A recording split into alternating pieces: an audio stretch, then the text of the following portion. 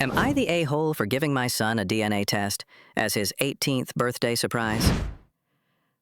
On my son Mason's 18th birthday, I handed him an envelope, thinking I was giving him the keys to his past. Instead, 10 minutes later, he was sobbing.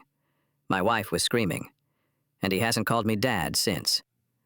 I've raised Mason since the day he was born. He's my son in every way that matters.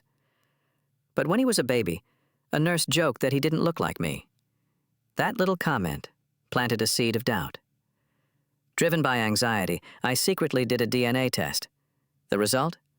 0 probability of paternity. I was shattered.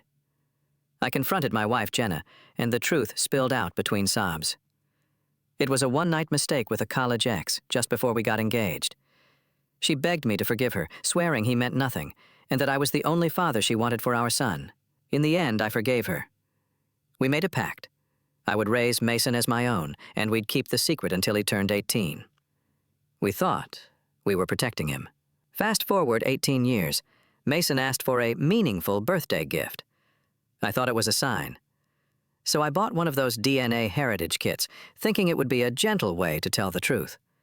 I even wrote a letter saying family is made of love, not genes. At his party, surrounded by friends, he started reading the letter out loud. His smile collapsed. The room went dead silent.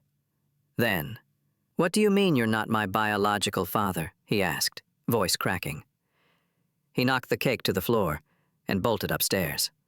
My wife followed him, yelling, "How could you do this today?"